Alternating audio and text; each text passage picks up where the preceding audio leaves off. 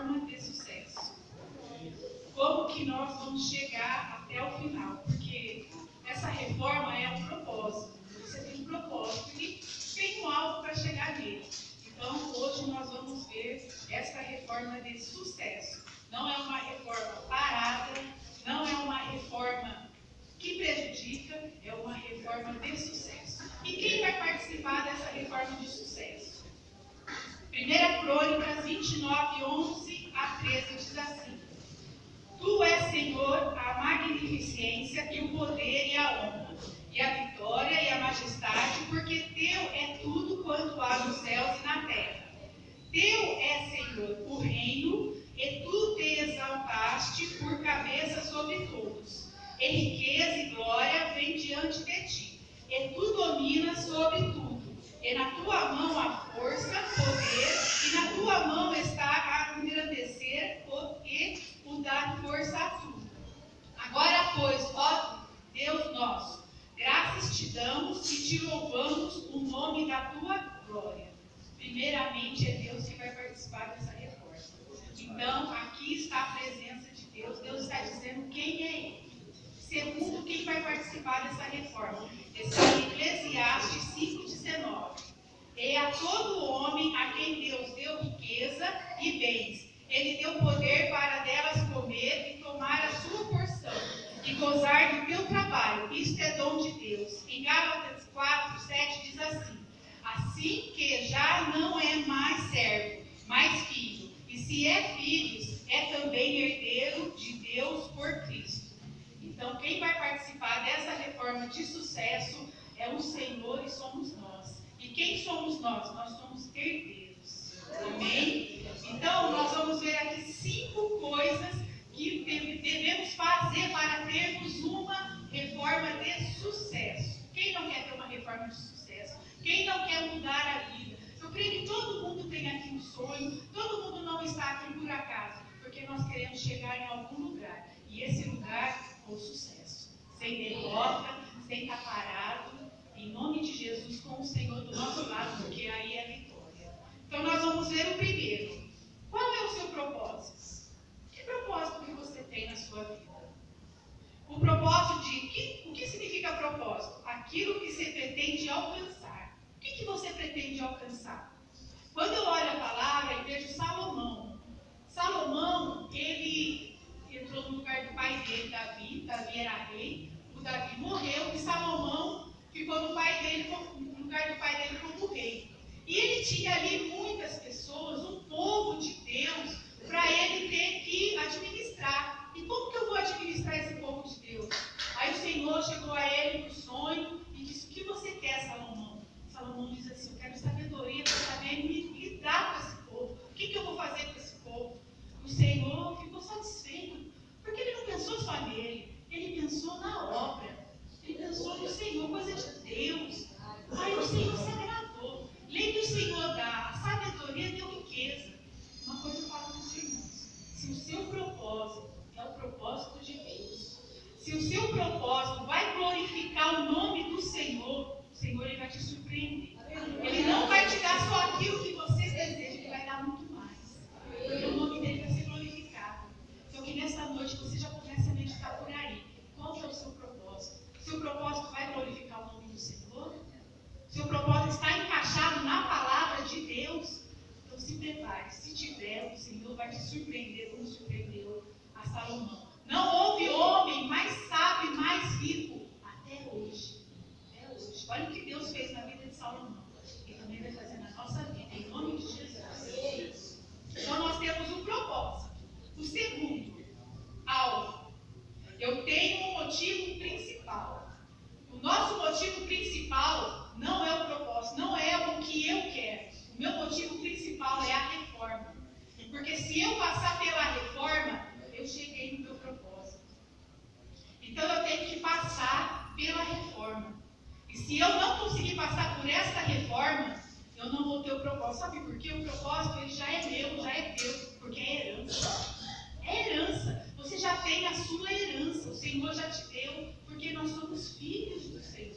Nós somos filhos. Então o propósito já é nosso. Só que nós precisamos passar pela reforma. E E a reforma é o nosso principal motivo hoje. Eu tenho que pensar na reforma e não no propósito. Quando eu olho aqui o povo de Israel, eu fico triste. Quando eu vejo o povo de Israel. Porque o povo de Israel tinha uma promessa. Deus disse assim: eu vou dar uma terra boa, larga, e uma terra que emana leite e mel. Você vai sair de lá, onde você está lá de escravo, e eu vou te dar a melhor terra. E eles foram. Eles ficaram no deserto. O deserto para eles era o alvo. Se eles passassem pelo deserto como deveriam passar, eles iam chegar no propósito. Mas o que o povo fez? Eles tinham experiência. Eles tiveram que comer, que beber, não estragava o sapato, não estragava a roupa. No sol eles tinham uma nuvem, à noite tinham um fogo lá para iluminar. Eles tiveram experiência. E o que eles fizeram neste tempo que eles estavam ali pelo deserto com a experiência? O que eles fizeram? Eles também tiveram a palavra do Senhor. Deus falava com Moisés, Moisés falava com o povo. Eles tiveram experiências e tiveram a palavra. E o que eles fizeram com o alvo deles, que era passar pelo deserto? Murmuraram, não acreditavam. Uma hora dava 2 passos para frente, outra hora dava 2 passos para trás. E ficaram ali, parados. E muitos ali, só 2 que chegaram ali na promessa, que foi Josué e Caleb. Porque o resto ficou só ali no deserto e morreu. E não chegou no propósito. Porque eles não tinham o alvo. Se eu não tiver o alvo, eu vou ficar no deserto e não vou ver o propósito de Deus acontecer na minha vida. Nós temos aqui a reforma desde janeiro. E desde janeiro, tenho certeza que cada um de vocês tem uma experiência com Deus. A primeira experiência que você pode dizer: eu estou vivo. O Senhor me deu livramento, porque você nem sabe o livramento que Deus já te deu. De janeiro até hoje, você nem sabe, você nem viu. Então você tem experiência. E desde janeiro você tem a palavra do Senhor que está te dizendo. A cada dia que você vem aqui, a cada dia que você lê na sua casa, a cada dia que alguém vem e fala para você. Então você está tendo experiência, você está tendo a palavra do Senhor. E aquele povo de Israel, o que eles fizeram? Fizeram bezerros de ouro, fizeram tudo que não agradava a Deus e morreram no deserto. Que triste, é muito triste quando a gente dá um exemplo do povo de Israel. Mas eu tenho aqui um outro exemplo de sucesso, que passou pelo sucesso. Quando eu falo aqui de Davi e Golias. Davi, ele tinha um propósito. Qual que era? Ele tinha que matar Golias. Ó, o rei chegou e falou assim: quem matar Golias, eu vou dar minha filha, vou dar riqueza, a casa do seu pai não vai pagar imposto, e ainda vai glorificar o nome do Senhor, porque ninguém conseguia matar Golias, o nome do Senhor ia ser glorificado. Davi falou assim: eu vou. Davi lembrou das experiências que ele teve com o urso e com o leão. Davi não esqueceu o que Deus fez com ele. Então ele usou essa experiência e disse: quem é esse filisteu aí para soltar, para vir contra o povo de Israel? Se Deus me livrou do urso e do leão, ele vai me livrar dele também. Ele usou a experiência para lutar. Ele usou a experiência para ele passar. Qual era o propósito? Qual era o foco ali de Davi? Era Golias. Se ele passasse por Golias, matasse Golias, ele ia chegar no propósito dele, que era pegar a mulher lá, a filha do rei, era ser rico, era glorificar o nome do Senhor. E ele foi. Só que daí, quando ele chegou lá para lutar, Saul colocou nele uma armadura. Só que ele não sabia lidar com a armadura, ele não conseguia nem andar. Mas daí, ele tinha uma habilidade. Aí diz aqui, em 1 Samuel 17:49, e Davi pôs a mão no acorde e tomou dali uma pedra e com a funda atirou e feriu o filisteu na testa, e a pedra se encravou na testa e caiu sobre o seu rosto na terra. Então, Davi usou o que ele tinha. Ele tinha uma habilidade. E ele foi lá e matou. Qual que é a nossa habilidade que nós estamos tendo até hoje? É a palavra do Senhor. Você quer matar aquele que está te afrontando? Você quer acabar e falar assim: demônio, você está caído por terra. A palavra do Senhor. É a arma que nós temos. Davi, ele tinha aquela arma. Ele sabia lidar com aquilo. Não adianta nada nós termos algo e não saber lidar.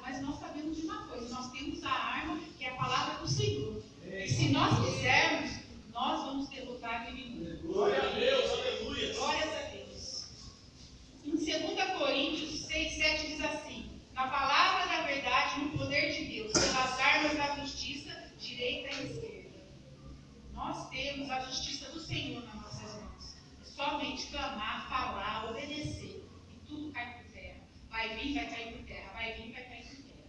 O nome do Senhor vai ser glorificado. Então nós temos que passar por esta reforma desta maneira.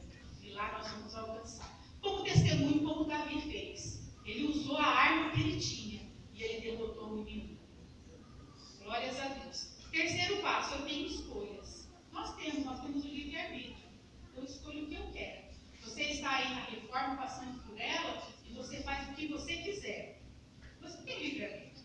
Em Deuteronômio 11, 26 e 28 diz assim: eis que hoje ponho diante de vós a bênção e a maldição. A bênção quando cumprires os mandamentos do Senhor vosso Deus, que hoje vos mando. Porém, a maldição, se não cumprires os mandamentos do Senhor vosso Deus, e vos desviares dos caminhos que hoje vos ordeno, para seguirem outros deuses que não conhecestes. Então eu tenho que ver o que eu quero na minha reforma. Bênção ou maldição? Isso aqui para mim vai me trazer maldição, vai me atrapalhar na reforma. Então, vou tirar.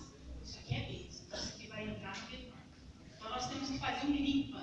Isso é bom, isso não é bom. Eu tenho que começar. Senhor, isso aqui não é bom para a minha vida, não consigo tirar. Senhor, me ajuda. Eu tenho certeza que o Senhor é o primeiro a falar: meu filho, vou te ajudar. É só você querer. Só você querer. Então você tem uma escolha nessa reforma. O que você quer colocar na reforma?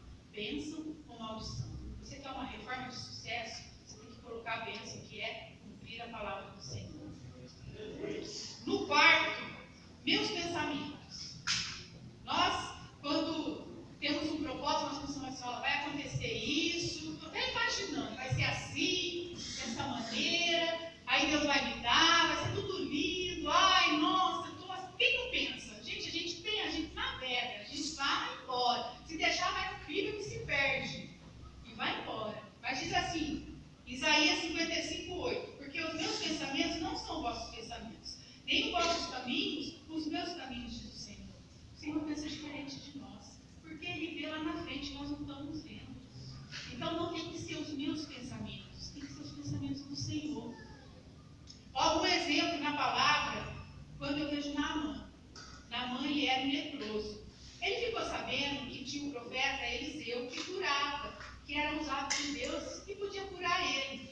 Aí diz assim a palavra: veio, pois, Naamã com os seus cavalos e com o seu carro e parou à porta da casa de Eliseu. Então Eliseu lhe mandou um mensageiro dizendo: vai, lava-te 7 vezes no Jordão, e a tua carne será curada e ficarás purificado. Porém, Naamã muito se indignou e se foi dizendo: eis que eu dizia comigo, certamente ele sairá por-se-á em pé, e colocará em pé, invocará o nome do Senhor seu Deus, passará a mão sobre o lugar e restaurará o leproso. Não são porventura Abana e Farpas, rios de Damasco, melhores do que todas essas águas de Israel?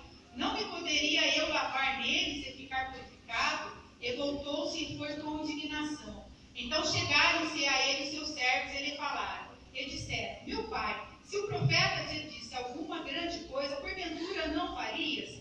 Quanto mais disseste ele: lava-te e ficará purificado. Então desceu, mergulhou no Jordão 7 vezes, conforme a palavra do homem de Deus, e a sua carne tornou-se carne de um menino e ficou purificado.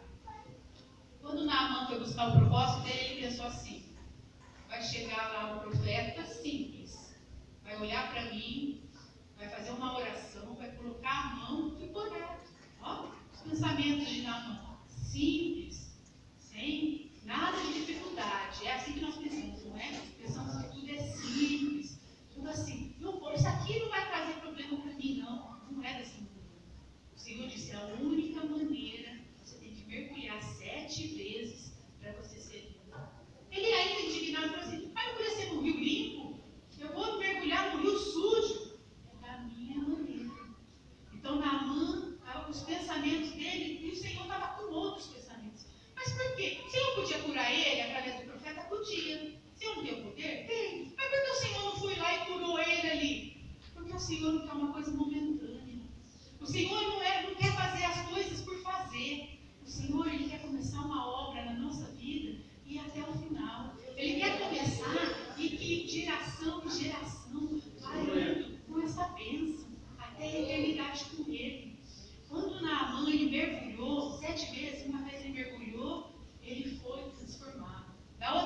mergulhou, ele foi restaurado. Cada vez que ele mergulhava, tudo aquilo que não era de Deus estava saindo dele. Tudo aquilo estava sendo renovado. E quando Naamã saiu de lá, depois do 7º mergulho, ele era um outro homem. Então entenda, porque o Senhor ele não dá as coisas por dar, porque Ele quer fazer de nós uma nova pessoa.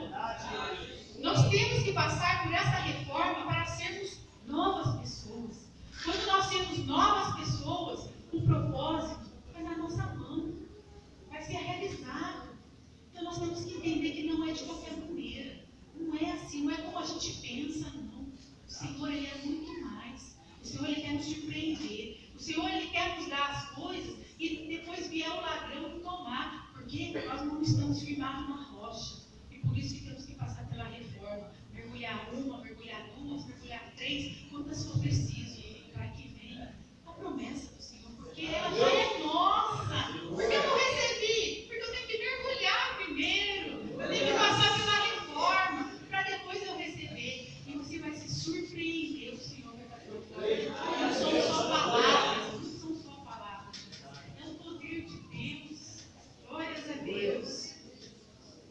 Em Jeremias 29:11 diz assim: porque eu sei os pensamentos que tenho em vosso respeito, diz o Senhor, pensamentos de paz e não de mal, para nos dar o fim que espera. O Senhor ele quer seu bem. Não, o Senhor dificulta, o Senhor não dificulta nada. O Senhor ele só nos ajuda, porque o Senhor sabe o que tem para acontecer aí pela frente. Nós não sabemos de nada, gente. Por isso que nós dependemos do Senhor para tudo. Você vê a reportagem, você vê aí no jornal, tanta coisa acontecendo, você fala assim, isso aqui é a última coisa, pior que tem. Não, quando você vai ver, tem muita coisa pior ainda. Então o Senhor, Ele é bom, Ele quer nos livrar do mal, das coisas más, e quer nos abençoar, porque nós somos herdeiros, mas nós temos que estar firmes na rocha. Aí, 5, por último, para finalizar, o que eu tenho que ter? Fé. Tem que acreditar. Aqui, Hebreus 11:1 diz assim: ora, a fé é o firme fundamento das coisas que esperam e a prova das coisas que se não veem. Em Romanos 5:1-5 diz assim: tenho sido, pois, justificado pela fé, tenho paz com Deus por nosso Senhor Jesus Cristo, pelo qual também tenho entrado pela fé pela fé a esta graça, no qual estamos firmes e nos glorificamos na esperança da glória de Deus. E não somente isso, mas também nos glorificamos nas tribulações, sabendo que a tribulação produz a paciência a experiência, a experiência a esperança, a esperança a esperança não traz confusão, porque o amor de Deus está derramado em nossos corações pelo Espírito Santo que nos é dado. Então eu tenho que entender que eu vou ter aflições, eu vou passar por dificuldades, mas pela fé eu vou passar por essa reforma. Vai ser uma reforma de sucesso. Então entenda essas 5 coisas que nós vimos hoje. Então eu sei quem está nessa reforma. Eu e o Senhor. Eu e o Senhor estamos nessa reforma. Eu sei qual é o meu propósito. Eu sei qual é o meu alvo. É passar por essa reforma de sucesso. Eu sei que eu tenho escolhas e as minhas escolhas são as bênçãos, que é a palavra do Senhor. Eu sei que eu tenho meus pensamentos, mas o meu pensamento não é meu. O pensamento é do Senhor, para a minha vida. E eu tenho que ter fé. Se eu ter fé e fazer tudo o que foi dito pela palavra, no final dessa reforma, você vai ter em tuas mãos a tua herança. Eu não sei se é da tua família, não sei se é da tua casa, eu não sei qual é o que você espera, se Deus te prometeu, ou se Deus não falou nada, mas está aqui na palavra. E está na palavra, eu sei que é minha herança, mas eu sei que você vai ter ela. Porque Deus não é um pai querido, nem filho do homem, pai querido. O Senhor, Ele vai cumprir. Mas só que você precisa passar pela reforma, e é uma reforma de sucesso. Para terminar, Eclesiastes 5:20 diz assim: porque não se lembrará muito dos dias da sua vida, porquanto Deus lhe enche a alegria do seu coração. Você vai se lembrar vagamente lá atrás de algumas coisas que você passou, mas sem emoção. Sem emoção, quando você for testemunhar para a pessoa. Por isso que você vai se lembrar. Você vai chegar para a pessoa e vai falar de tudo aquilo que você passou, mas aquilo não vai ter sentimento. Você não vai falar com tristeza, você vai falar com alegria.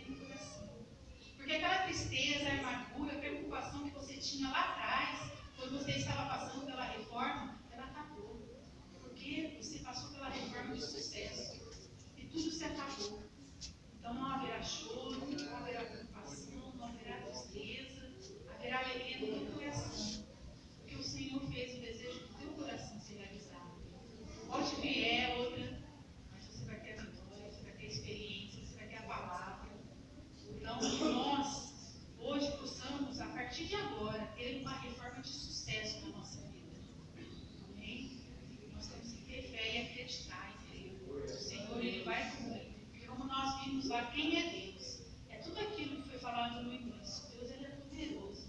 Deus, ele é maravilhoso. De estarmos aqui, já temos que glorificar e exaltar o nome do Senhor. Então, que a nossa reforma, ela nunca pare. Que a nossa reforma, ela nunca faça de qualquer maneira. Mas que quando você olhar no fim da reforma, como se fosse na tua casa, você vai olhar e falar assim, olha que lindo. E vai abrir um sorriso. Por exemplo, né? Sua reforma, o seu telhado não vai estar mais aberto, as suas portas vão estar fechadas, o inimigo não vai entrar, o ladrão não vai te roubar, porque você passou pela reforma e o Senhor te deu para você levar até a eternidade. Porque muitos pensam que é só lá na eternidade. Não, o Senhor quer começar aqui. É aqui que nós vamos exaltar. Como que nós vamos trazer mais pessoas para o Senhor se nós não temos testemunho? Então nós temos que ter o testemunho. E o testemunho vai ser através dessa reforma que o Senhor vai fazer na nossa vida. O Senhor, ele é maravilhoso e ele quer o que ele mais quer, muito mais que nós mesmos, é nos abençoar. Porque ele deu o seu único filho lá, para que nós fomos salvos, para que tudo que ele tem na palavra acontecesse com nós aqui. O diabo caísse por terra, lá no lugar dele, lá no inferno onde ele está. E aqui nós glorificamos ao Senhor. E ele vai estar muito feliz, com certeza muito mais que nós. Porque o Senhor, ele ama muito mais a nós do que a nós mesmos. Amém? Vamos aplaudir ao Senhor.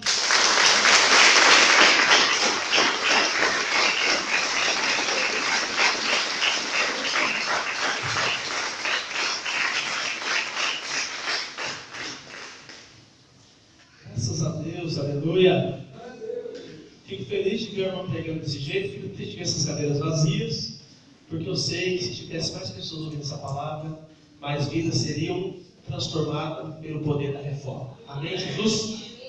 A líder da geração Dorcas, a irmã Letícia, está avisando que temos arroz doce para vender no final, para ajudar aí na obra, tá bom? Então compra antes de você ir embora. Queria que você ficasse de pé. Se tiver um logo bonito aí, coloca. Se tiver na mão, pode colocar na mão, porque eu acho que tem tudo a ver com na mão, né? Amém, Jesus? Queridos, reforma é a palavra. É a palavra de ordem nesse trimestre, esse ano que nós estamos trabalhando.